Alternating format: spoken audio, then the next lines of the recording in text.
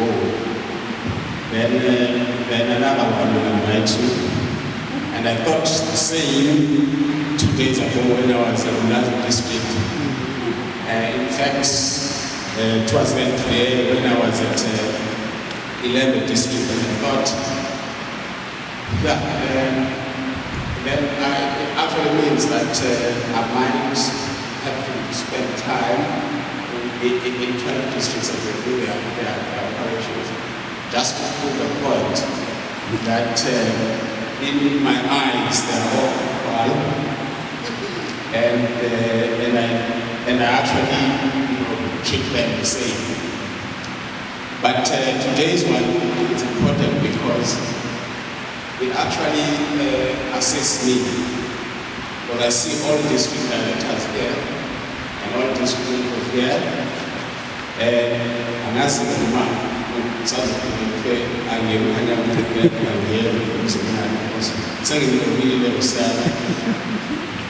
don't know, but it actually summarizes things that I would have said if I came to your district, learning session, and you can invite me if it's possible I'll come. But if I don't come, you wouldn't have lost anything because I'm saying what I wanted to say. In any event, I have a speech which I'm going to email to you, but I only just took a couple of things that I want to say, taking advantage of the presence of all district directors as well as district mentors. I felt that besides the issues around learning and so on, which I've got enough experts who are going to be talking about that, let me address a few critical things which I think should be the guiding light as we embark on the year 2023. The other thing that I wanted to do, and that's what I'm starting, of course, is to thank you. I have thanked members of senior management, but I do want to extend my thanks to that second layer of management, which are the deputy directors and the chief education specialists, as well as the deputy chief education specialists, all the colleagues that are in management. And of course, some may not necessarily be here, but your presence here means that they are here because the line of command and the line of support starts from you up to the first line of management in our schools, which are our departmental heads. So when I thank you for the good work that you are doing, I'm actually thanking the departmental heads in schools right there, the principal, secretary, everyone in management for the support that you are giving to learners. Of course, I must say that the support that you are also giving to us as management and to me in particular as the accounting officer, it doesn't go unnoticed.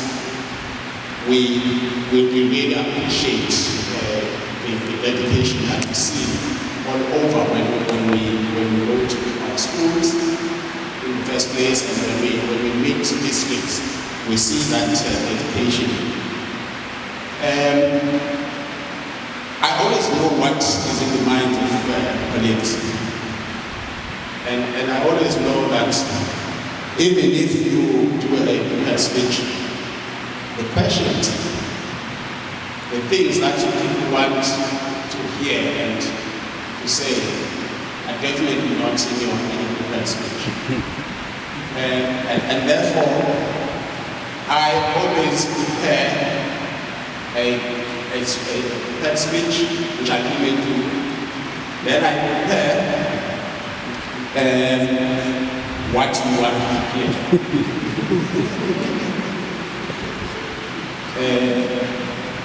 But of course, I'll touch a bit on what I want to do as well. And I don't know where to start, whether I should start with what you want to hear or what I want you to hear first.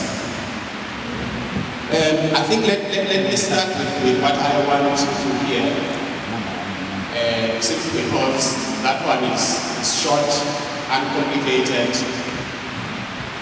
simple and straightforward.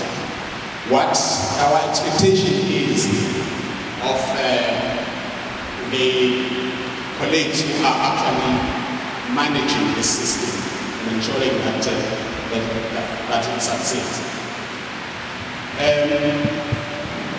I expect all of us to revisit the strategic plan, particularly the vision and mission of the department, and reflect on our own whether we are, everything that we do is in line with that vision.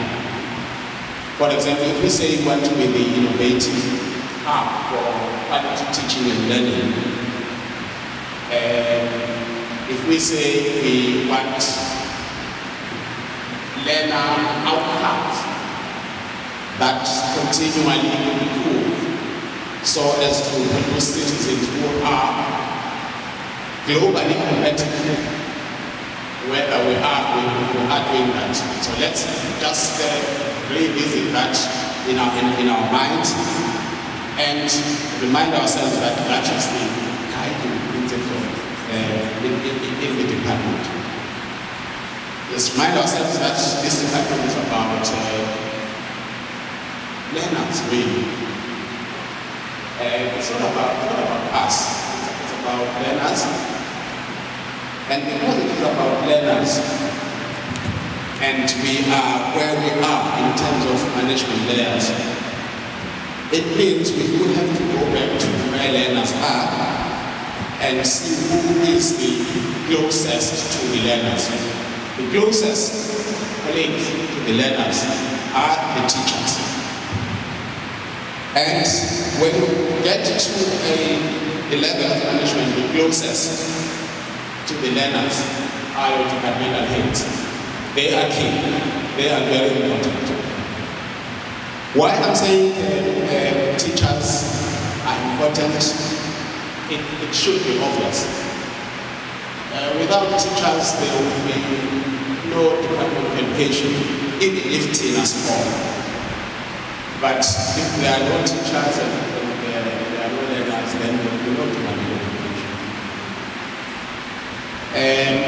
But even if I see, if you have learners, teachers, and basic infrastructure like classrooms and desks and books and so on, if you had all that, then you would still have the Department of Education running.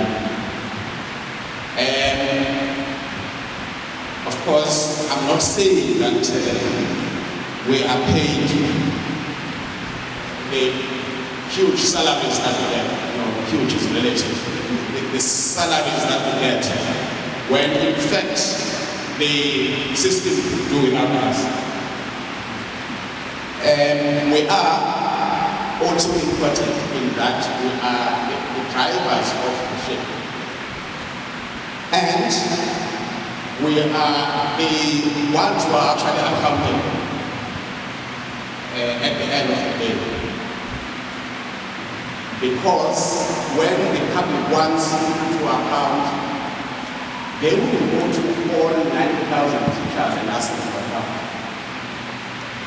So that's where our importance lies, in all our levels of management, that we take accountability for the success of the Department of Education. We also take accountability for the failures and weaknesses.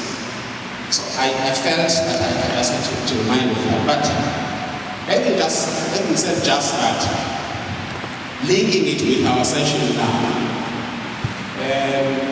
I think the problem that I say is what we need to do is reflect and then see how and what lessons we learn when we reflect and how those lessons help us go forward. And that's what he says, reflect on the year gone and the plan for the coming year. And I want to make this proposition to you that that's key, and we must immediately think of what tools are we going to use to reflect. And I want to make this proposition. If it is possible, if it is not, you can see when you can do it. If it is possible, let's do that reflection, maybe tomorrow. But to me, a reflection would not be a reflection like you are, like what the public service does, like what we do in the public service. When we engage in what is called performance management, where we talk to ourselves. First we talk about ourselves, and then we talk to ourselves, and then we say that's a reflection, and then we say this is what we need to do. What we always miss is the content of what is it that we are reflecting on. And this is where I want to make this proposition that we must reflect on learner performance. I don't know anything else that we should reflect on. And the way to do it, I want to propose, we have to find an analysis, for example, of our learner performance from grade 1 to grade 11, because that's what we have already. And see how we are doing, how learners are doing. Because the department is about learners, it's not necessarily about us. I said the second most important thing, the most important layer in the Department of Education would be our teachers, because they are the closest to them. And with the teachers, we must understand one thing about them, that they are professionals and they are trained. And most of them actually have university degrees. Many of them did teachers' diplomas at some point, but they improved and they now have degrees. And all the new ones have degrees in the form of bachelor education, and they learn a lot of things. Of course, some have diplomas, but I mean postgraduate diplomas or certificates. But all in all, we are dealing with professionals. But these professionals still need to be developed. Because if they are well developed, then our learners are going to benefit more from them. But when we develop teachers who are not developing, it's not like we take a petrol attendant and we say, outside of that, let's develop. It's not good. It's actually recognizing and accepting that even if we are professionals, whether in any profession, whether you're a lawyer, a doctor, but you do need continuous development so that you stay in touch with new developments in your profession, and so that the society or the clients benefit more from you than if you just came out of university and nothing happened afterwards. But as we do so, we must always ensure, remember that we're dealing with people who have the basic training. So a teacher development kind of strategy, taking that into account, must find ways of knowing how would we know teacher weaknesses and teacher shortcomings so that we know where to concentrate in terms of developing them. One area which we know even the learner achievement, the learner performance, can tell you a lot about teacher performance. And it can tell you a lot of things if you do an analysis about teacher competence in the subjects that we do. But when we talk about teacher competence, you must understand that we're not saying teachers must be, all of them must be geniuses and this out of this world. We must understand that some will be just about average, but some will be, slightly more capable and so on, and some will be very capable. We all are different, but even those that are average can actually be developed and should be developed, but they are developed from an angle that says this one already has basic training, and therefore all we're doing is strengthening this teacher where they have weaknesses. And how do we know where they have weaknesses? I'm saying it is learner performance that might give you the best bet of where they are.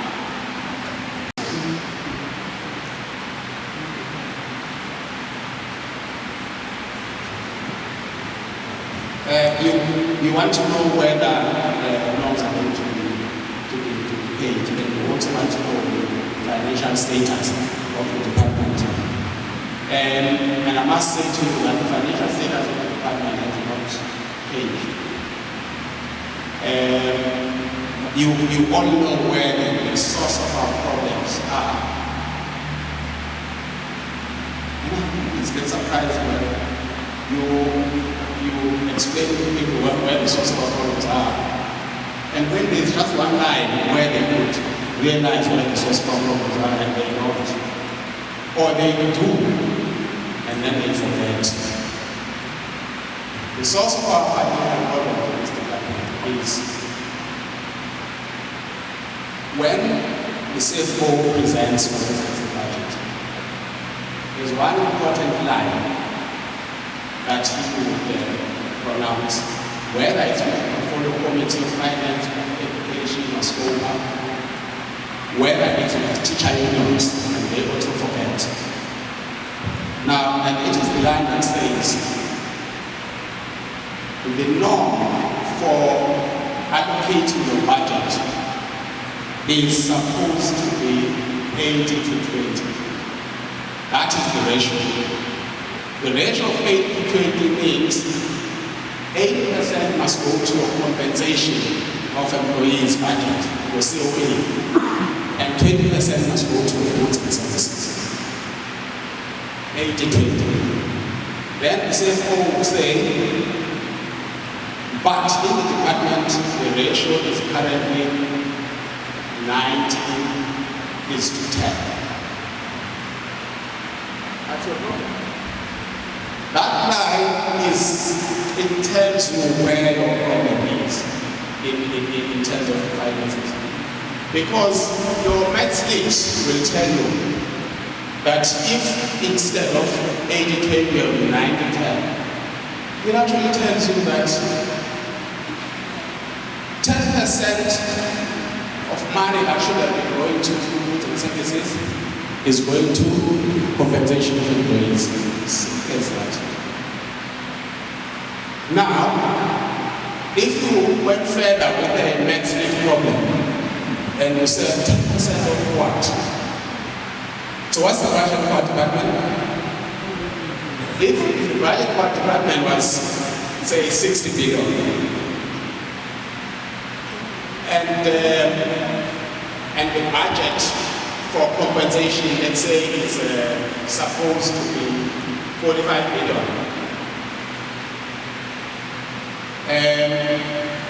It actually means that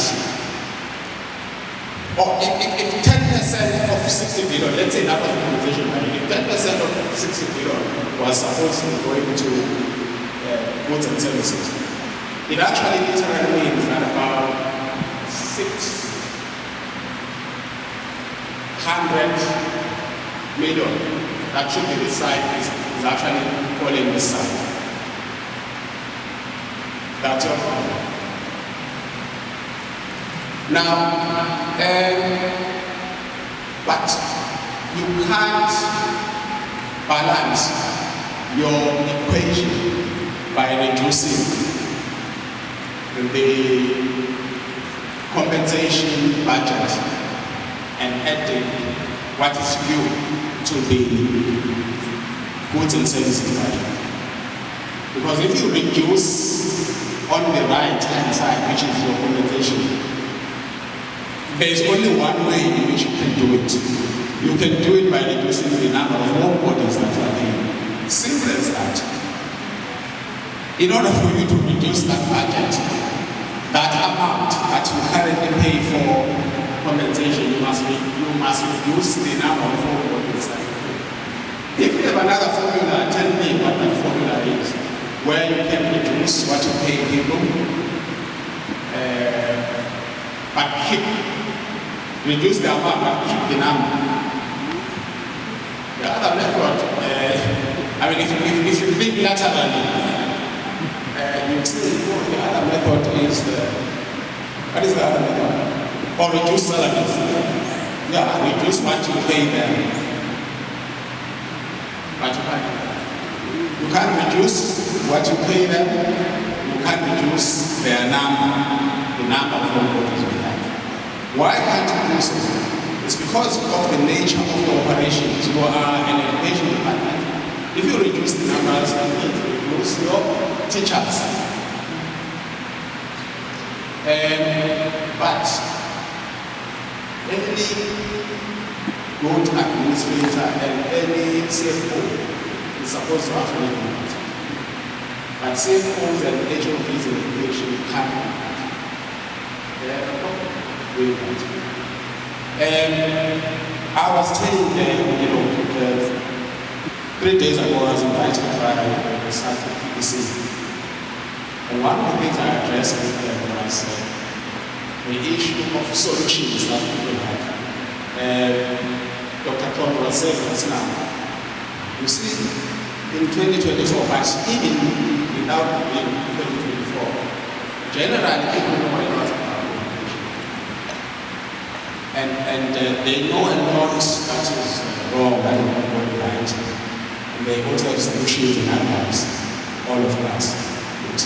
That's a direction.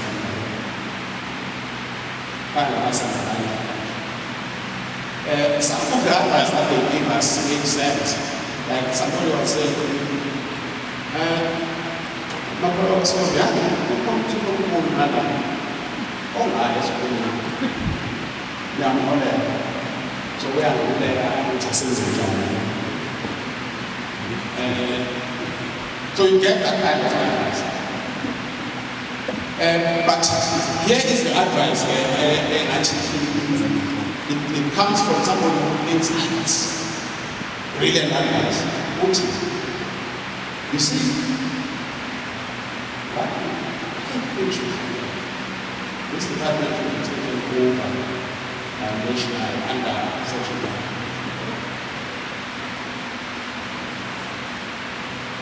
And he thinks he's advancing very clever. So I listened to him, and that's why I went to address that thing. I told them what section 100 is. If you are taking over that section. I actually said to them, look, actually, for us in administration, that might be the way out for us. Because section 100 is going to take decisions that we are not taking. And we should have taken, but we are not taking. You know what they will do if they on section 100? The first thing they will do, they will ask, what is your total cost basket for teachers? and applicant must will say 90,057. And they will ask, can you afford it? And he may answer or he may say, this is your CFO team. And the CFO may say, we can't. Question will be, how many can you afford? No, we can afford 85,000.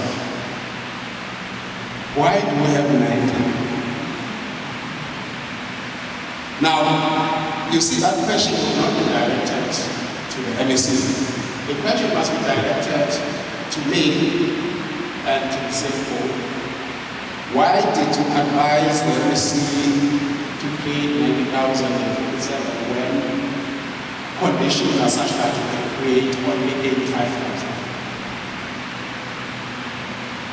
Okay, it then starts saying that, okay, that's where your problem is, and that's why we're here. So CFO, your powers,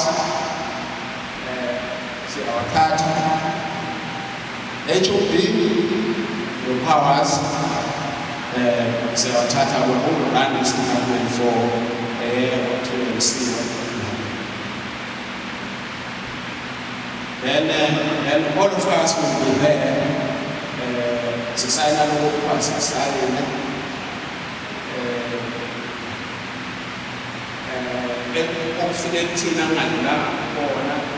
Nasmus and God.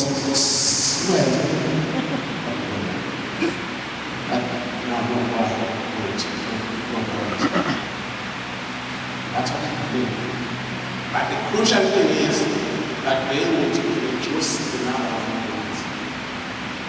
Definitely. They will reduce the number of employees. And when they reduce the number of employees,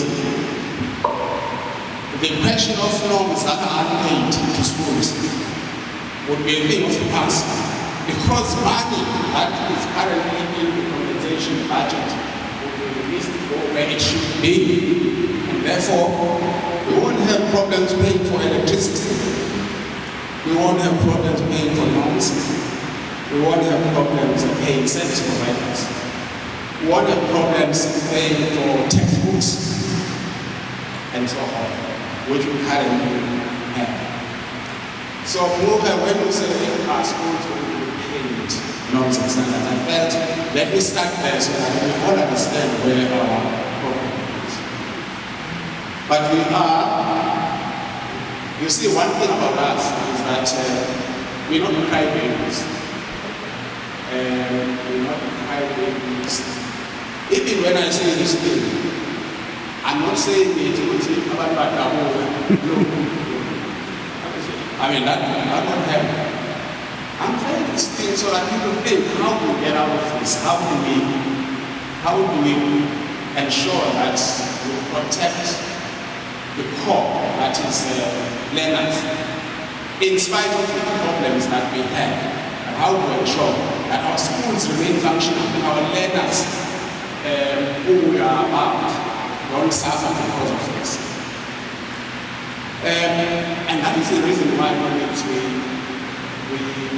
do certain things which people don't like. And they don't like them because they don't know where these things originate from. But I've just explained to you 80-20, the norm, the correct norm, 90-10, the reality. That explains where our problem is. So when we say to you, let's look at our S&T claims. And we say, look, for S&T alone, we pay about 40 million a month. And we say, can we look at reducing this? What can we do to reduce this? We are appealing to the conscience of people to say we are about learning. And therefore, and that's why I was saying to the CFO, don't use the word saving. So when you can't say, let's save as a team. No. not saving. It's basically rechanneling money that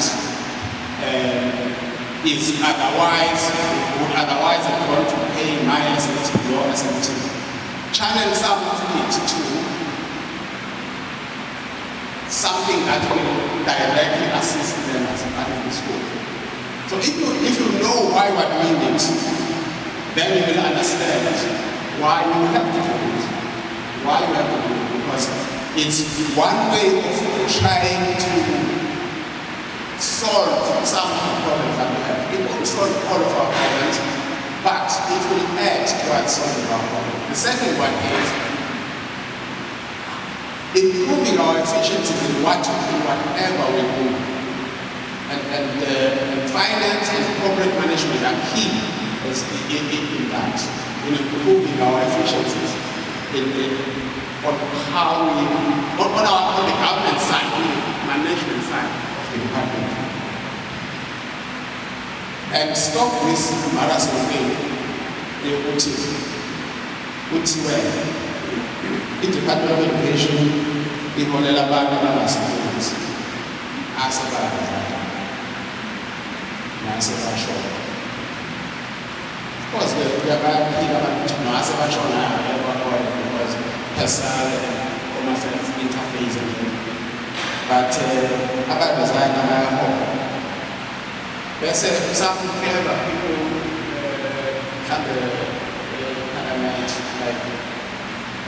this was said by one MPM was saying to us, you don't pay teachers on time, but there are people who know what to get paid in time every month. And so in other words, our seconds are doing discussion and our money. I'm savings, there's a show. But I'm saying